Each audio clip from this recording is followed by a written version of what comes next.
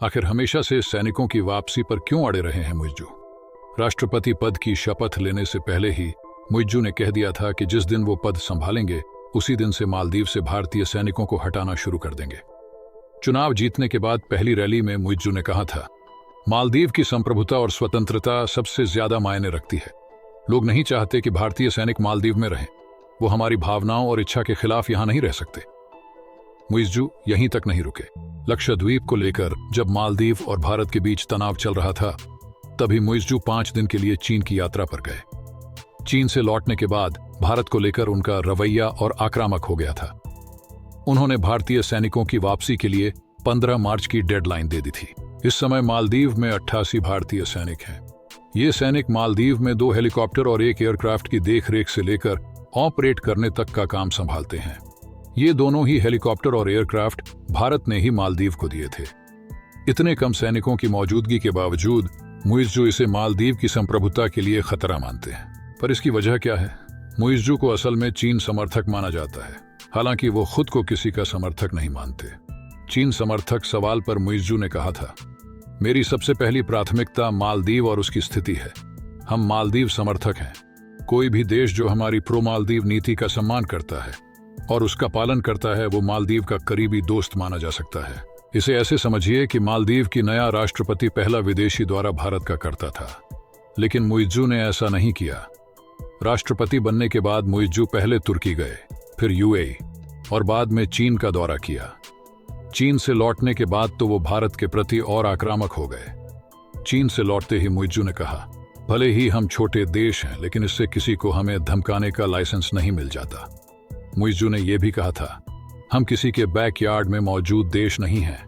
हम एक स्वतंत्र और संप्रभु देश हैं। मुइज्जू का यह बयान ऐसे समय आया था जब भारत और मालदीव के बीच तनाव चरम पर था। उन्होंने अपने बयान में भारत का नाम तो नहीं लिया, लेकिन इसे भारत की ओर इशारा ही समझा गया। जानकार मानते हैं कि चीन के साथ की वजह से ही मुइज्जू इतने ज्यादा आक्रामक हो रहे हैं। उनकी यात्रा के दौरान चीन और मालदीव के बीच 20 समझौते भी हुए थे। इसमें चीन ने मालदीव को हर मदद देने का वादा भी किया था। मुइज्जू के रवैये के पीछे चीन। मालदीव में 5 साल बाद चीन समर्थक सरकार आई है। इससे पहले 2018 से 2023 तक इब्राहिम सोलिह राष्ट्रपति थे। तब मालदीव और भारत की करीबियां बढ़ी। उनसे पहले 2013 से 2018 तक अब्दुल्लाह यामीन की सरकार थी। तब चीन से मालदीव की दोस्ती बढ़ी। यामीन की सरकार में ही Maldives belt and road initiative BRI का हिस्सा बना। अब मुइज्जू के सत्ता में आने के बाद एक बार फिर मालदीव की करीबी चीन से बढ़ने लगी है। मालदीव पर पहले ही चीन का $137 अरब का कर्ज है। वर्ल्ड बैंक के मुताबिक मालदीव के कुल कर्ज का 20% हिस्सा चीन का है। हाल ही में जब मुइज्जू चीन के दौरे पर गए थे, तो चीनी राष्ट्रपति शी जिनपिंग ने उनसे लोन को रिस्ट्रक्चर करने का वादा किया है।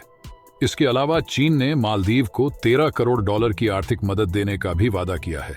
इतना ही नहीं, मालदीव की एयरलाइन मालदीवियन चीन में घरेलू उड़ान भी शुरू कर सकेगी। हुलहुमाले में पर्यटन क्षेत्र को विकसित करने के लिए चीन $5 करोड़ देगा। अभी मालदीव अपनी कई सारी जरूरतों के लिए भारत पर निर्भर है, लेकिन मुइज्जू इस निर्भरता को कम करना चाहते हैं। यही वजह है कि चीन से लौटते ही मुइज्जू ने ऐलान किया कि अब मालदीव के मरीजों को यूएई और मलेशिया भी भेजा जाएगा, जबकि अब तक मालदीव के ज्यादातर मरीज भारत ही आते थे। इसके अलावा मालदीव की अर्थव्यवस्था महज $5 अरब की है। उसे अपनी अर्थव्यवस्था मजबूत करने के लिए बुनियादी ढांचे को मजबूत करना है और चीन इसमें मदद कर रहा है। चीन के जाल में फंस रहा है मालदीव हिंद महासागर में है। इस वजह से वो भारत और चीन दोनों के लिए ही इसकी स्ट्रेटेजिक अहमियत है।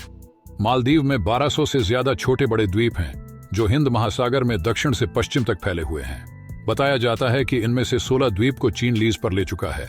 Centre for land warfare studies के मुताबिक चीन और मालदीव के बीच 1972 से राजनयिक संबंध है और तब से ही चीन उसकी मदद करता आ रहा है।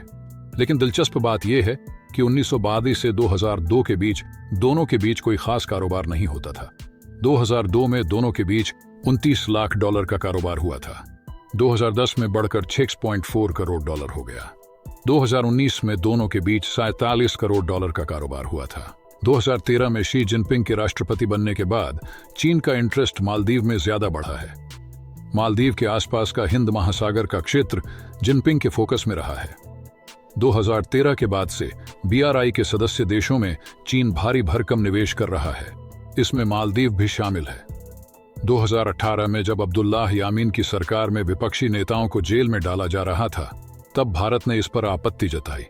उस वक्त चीन ने चेतावनी देते हुए कहा कि भारत को मालदीव की घरेलू राजनीति में दखल नहीं देना चाहिए। अब्दुल्लाह यामीन अपनी सरकार में चीन के साथ फ्री ट्रेड एग्रीमेंट FTA करना चाहते थे, लेकिन बात नहीं बन सकी। बाद में इब्राहिम सोलिह सत्ता में आ गए, जो भारत के ज्यादा करीब थे। लेकिन अब मुइज्जू की सरकार में मालदीव एक बार फिर चीन के साथ FTA को लेकर बात शुरू करना चाहता है।